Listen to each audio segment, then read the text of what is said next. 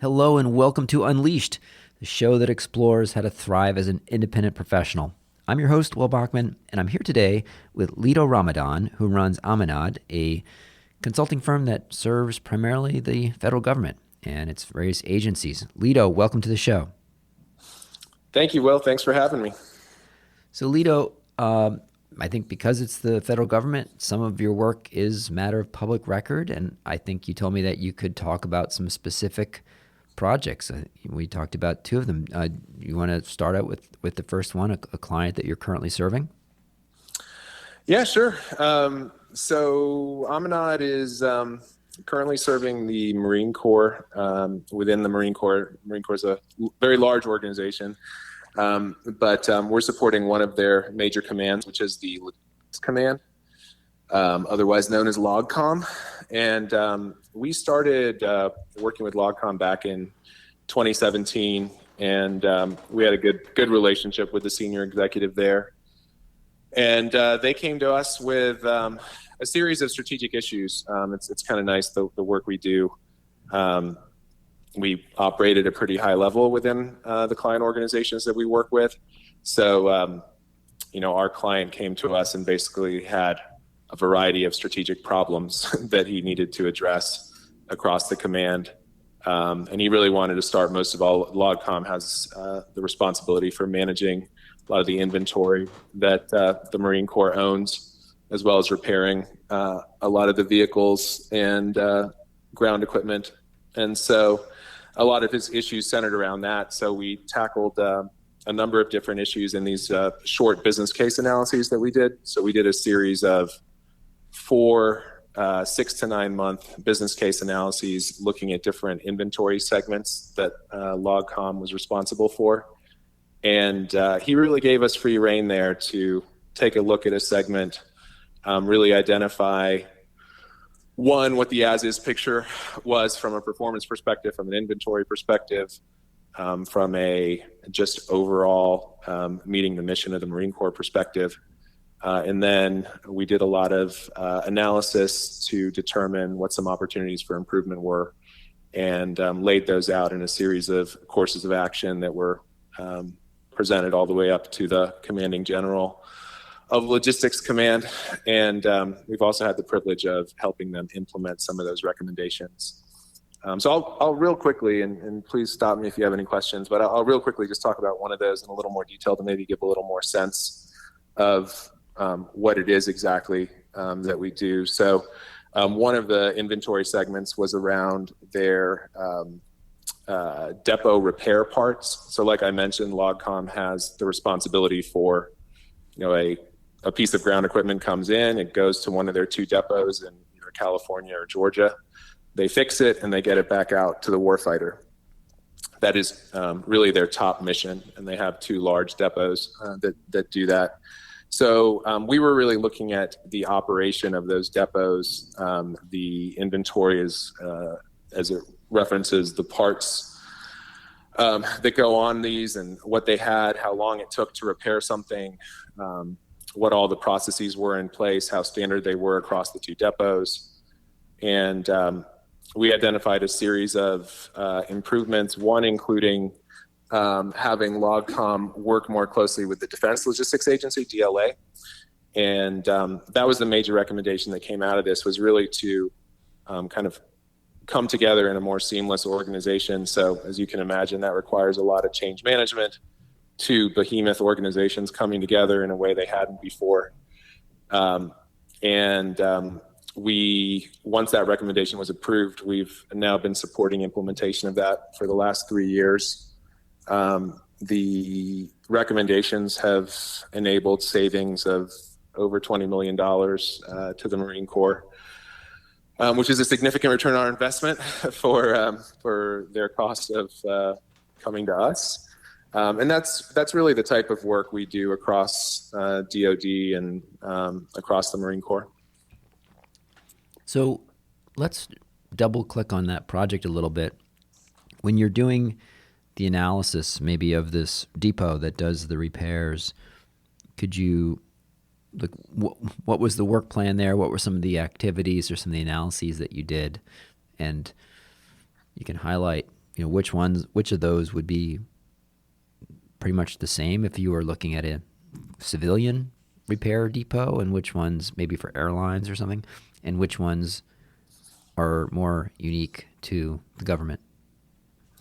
Yeah, I mean, I really most of the things that we looked at, sort of the components of our work plan, would be pretty consistent across any depot we might be looking at, whether it be civilian, defense, or private sector. I think the biggest difference, the one that would be an outlier, would be the support to the warfighter from a mission perspective.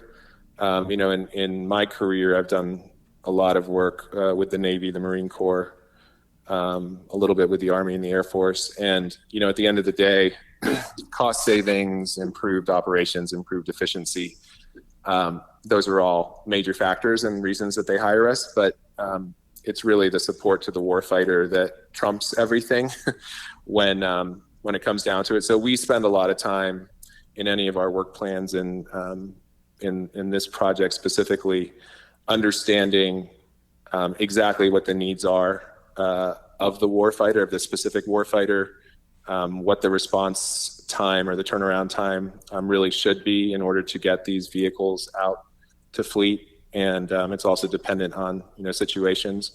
The Marine Corps was not at war when we were doing these projects, or not in a very active war. So there was actually a lot of vehicles that had come back from overseas. And so they had a lot of inventory sitting. So I guess my long answer turning short is the work plan components were really understanding processes. So really sitting down, getting a good understanding of as-is processes from folks on the ground, through a series of interviews, as well as requesting and collecting data, and then just getting actual data, inventory data. One thing that is potentially unique in federal government consulting, for your listeners who might be more used to private sector consulting, is that there's a lot of issues with data sources sometimes, just because the government tends to use a lot of systems that might have some outdated technology, or it's just such a behemoth organization that you really end up putting together just data from so many places that's not talking to each other. So we tend to spend a lot of time just really sitting down, taking a step back. What picture are we trying to create? And then talking to people and understanding where we can potentially get the best data, where we can get the next level of data, and where we might have to do interviews to aggregate data manually. So that data gathering process is a big step. And then just the qualitative side. Sorry, go ahead. Yeah, you mentioned that part of this was understanding the needs of the warfighter. Tell me about how you actually did that. It's in a civilian project, you do sort of a voice of the customer interview or survey. So did you do some interviews with various different Marine Corps users of these depot services, or who did you talk to? The generals or the corporals, or how did you go about even kind of getting those interviews lined up? I'm curious about the nitty gritty of actually making that happen. Yeah, sure. A little bit of all of the above. Again, we were lucky in that our executive sponsor for this project was the person who reported to the two-star general who runs logistics command. So we did talk to the general. We did talk to the people who run the depot. We did talk to customers of the depot. We try to be really comprehensive in getting viewpoints across the board, because each of those folks might have a slightly different perspective, maybe a higher level perspective. And oftentimes at the more senior levels, we also get the perspective of this might be the mission now, but what is the mission in 2030 and beyond, because we need to bring that into our recommendations. What surprising insights emerged from those interviews, or was it pretty much what the depot expected?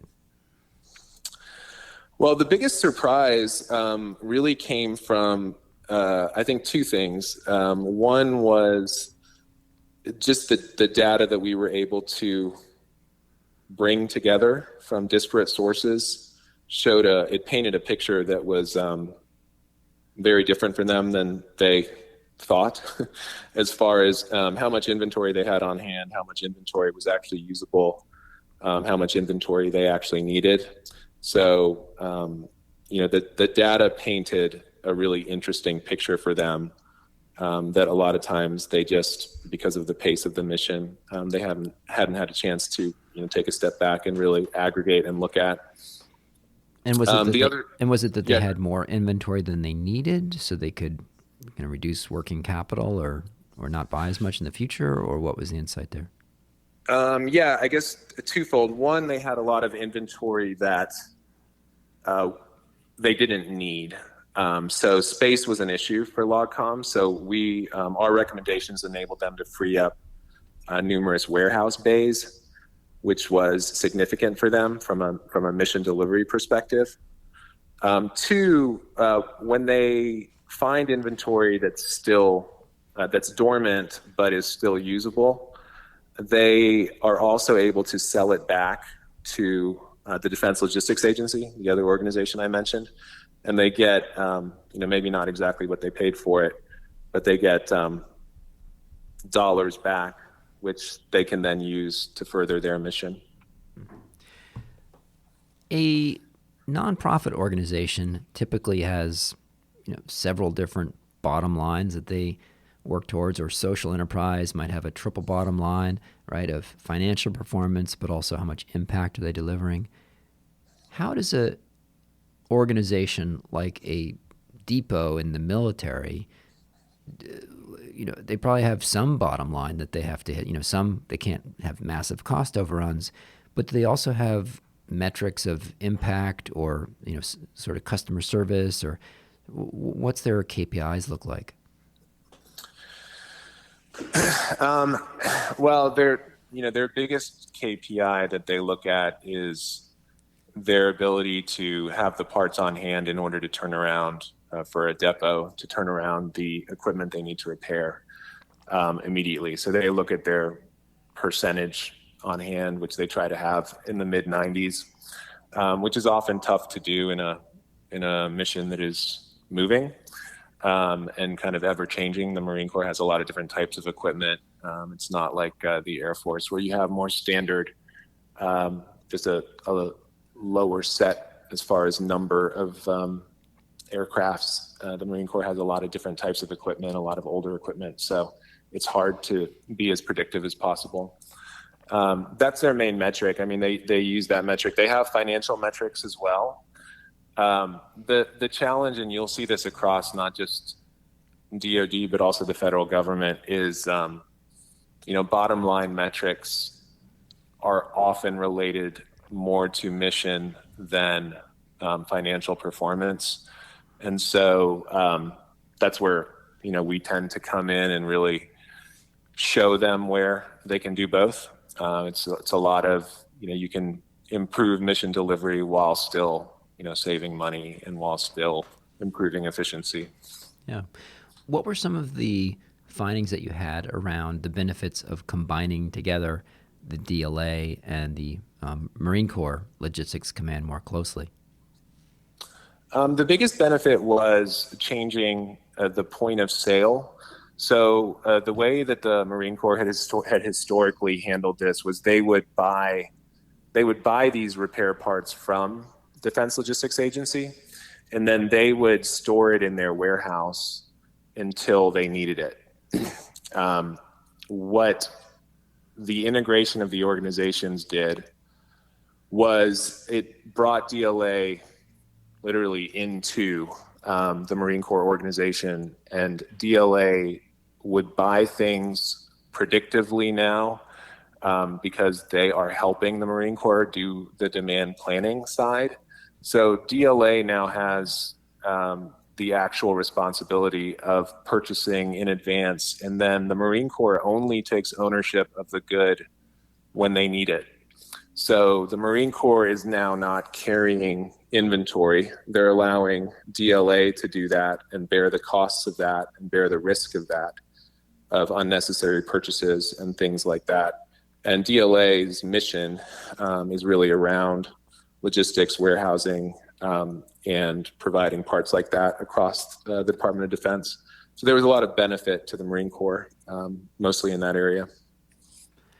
And then I guess overall for the system, it sounds like the benefit there would be instead of having the DLA having to have surplus capacity so they could supply the Marine Corps and then not having super visibility into that, and then the Marine Corps having to hold inventory, that they collapsed that a bit. So instead of having that whipsaw kind of effect, just the DLA would have it. So you eliminated a tier of inventory. Exactly. Less inventory points, which leads to less excess in the system. Wow, that's interesting. It's all one federal government, but when you start getting the actual organizations working together within it, it's interesting how you can get these inefficiencies. Yeah, and also having organizations whose mission is to do something, really take on the responsibility and allow another organization that has a different mission to focus on what they do best.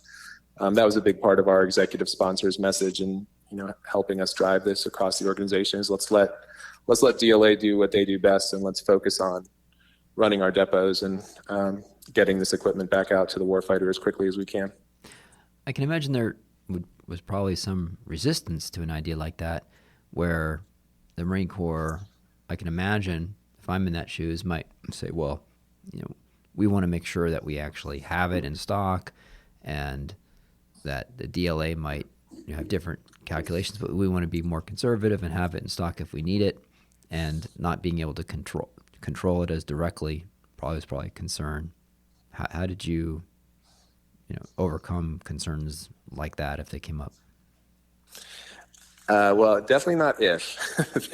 They definitely came up, and they're still there. I mean, this is still in the midst of implementation, but it's going live now, and there's been resistance every step of the way, and it not coming from a bad place, coming from the place you just mentioned, and really focused on, we need to make sure we have these parts, and we've always bought them and held them, and we don't want to take any risk when it comes to these things. So the way we addressed those was including all aspects of the organization and all the communications and in the decision-making process of why we're making these decisions, what the benefits are, allowing them to take tours of other places where DLA had integrated in a similar manner. They had done that with the Air Force and the Navy, so we took some of the depot leadership to tour their facilities, to talk to those leaders.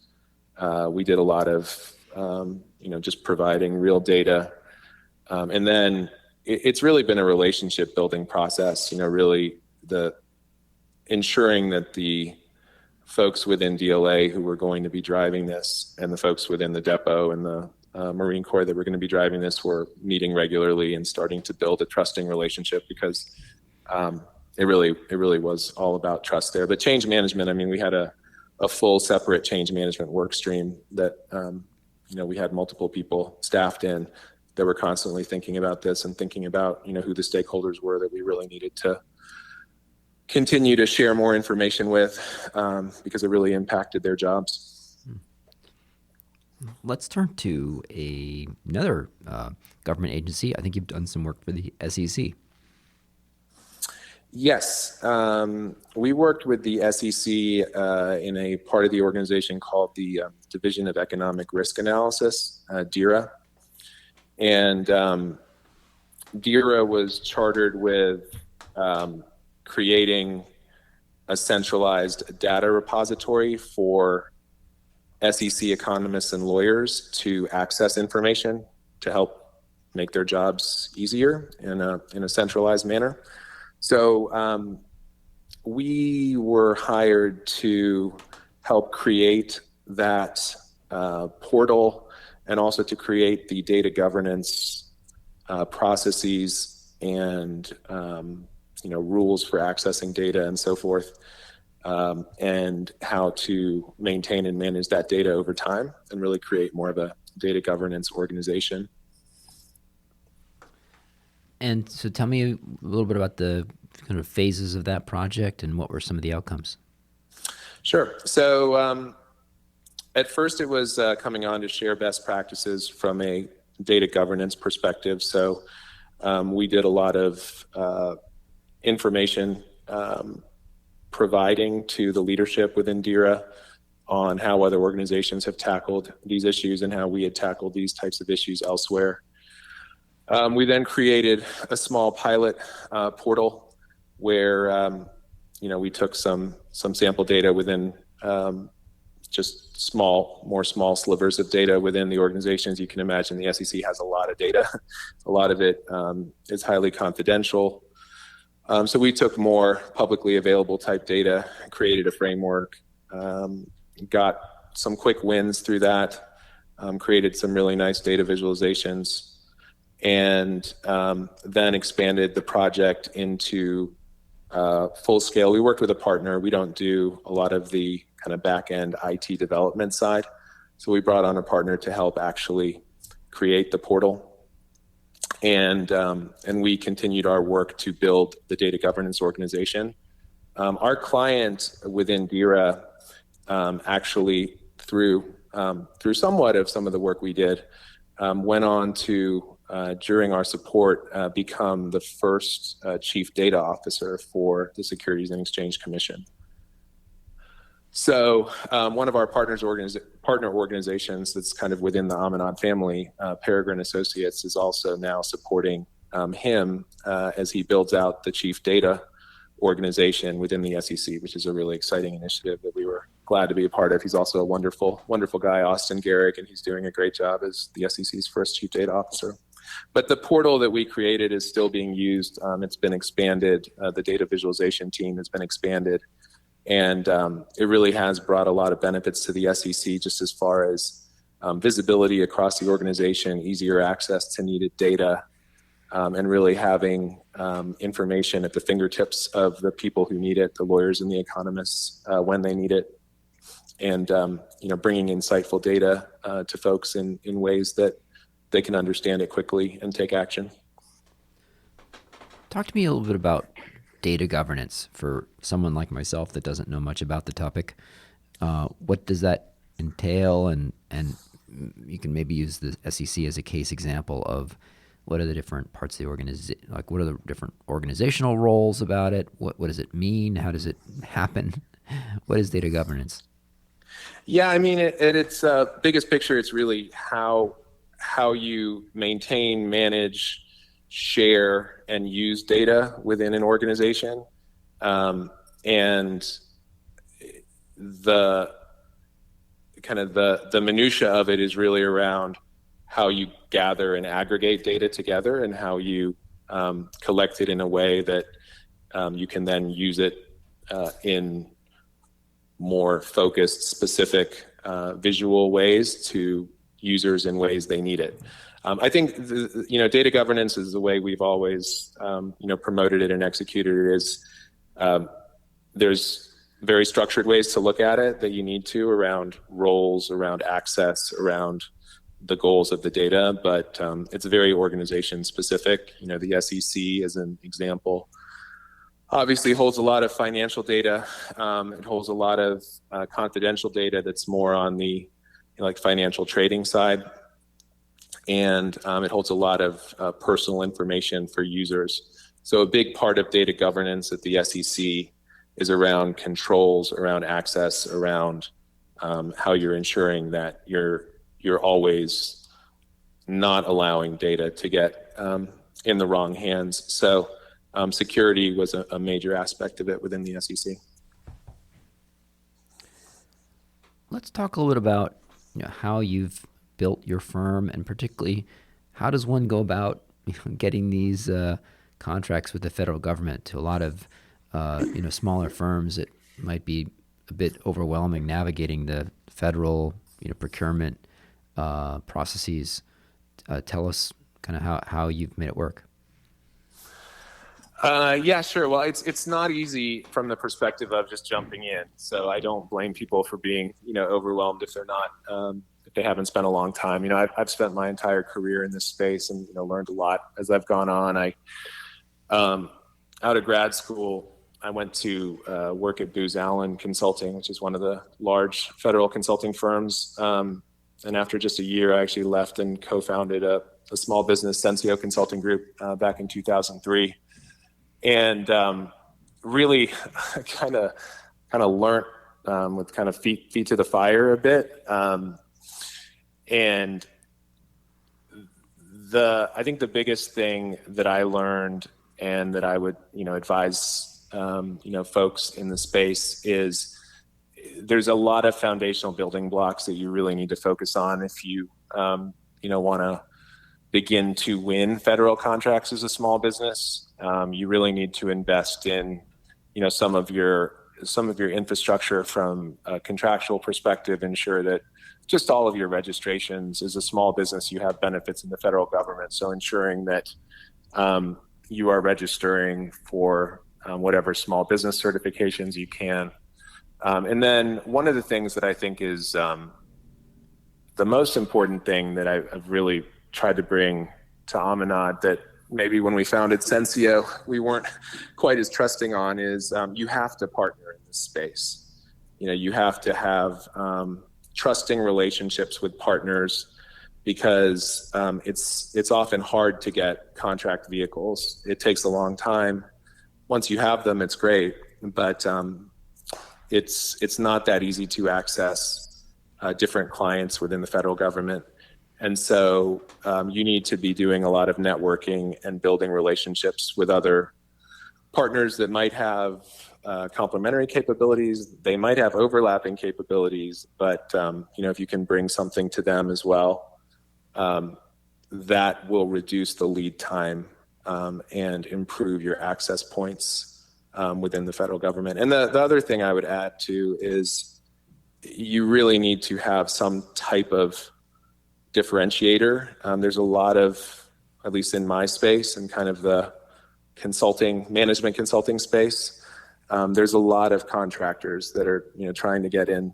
And I know it's similar in the private sector, but a lot of times you'll have like minority-owned firms in this space who are just trying to use their minority certifications or other things to get business, but those firms don't tend to be very successful. So it's really that differentiation, the ability to partner successfully, and the ability to really understand how to navigate kind of some of those initial foundational building blocks. Do you need someone who is kind of an expert in federal contracting on the team to be that contract manager and make sure you're ticking all the boxes and getting everything right in your submissions and so forth? Is that sort of a separate professional role that you need to have on board? I wouldn't advise a small business to necessarily have that role as like a full-time role. I think you need that role. You need to fill that role somehow. If you don't have it personally, you need to. There's companies or subject matter experts that you can tap into. There's a whole industry around that, around companies, small businesses, or even large businesses that help small businesses understand and navigate government contracting. So you can find that skill set. As you grow, you absolutely need to have that skill set. You can't really scale without it if you don't have it in-house. Fantastic. Well, Lido, this has been amazing hearing about the details of that work at the Marine Logistics and the SEC. If folks wanted to follow up and find your firm online and reach out to you, where would you point them? Our website, www.amanadconsulting.com. We revamped it this year, so it provides, or last year, I guess. So it provides a nice summary, and then we do a lot of social media. So our Instagram, Amanad Consulting, and our LinkedIn page gives you a nice sense of us as well, and you can contact us through the contact us pages on all of the above. Interesting. Instagram. Do you see much activity there? We do that mostly for employee-centric communications and future employee-centric communications. We think of it as a really strong recruiting tool. It shares our culture, and we can be a little more whimsical than we are on our LinkedIn page. Okay, interesting. All right, well, I'm going to check that out. I don't know a lot of recruiters who kind of in this consulting space using Instagram, so I'm looking forward to checking that out. We'll include those links in the show notes. Lido, thank you so much for joining today. Thanks, Will. Thanks for the opportunity.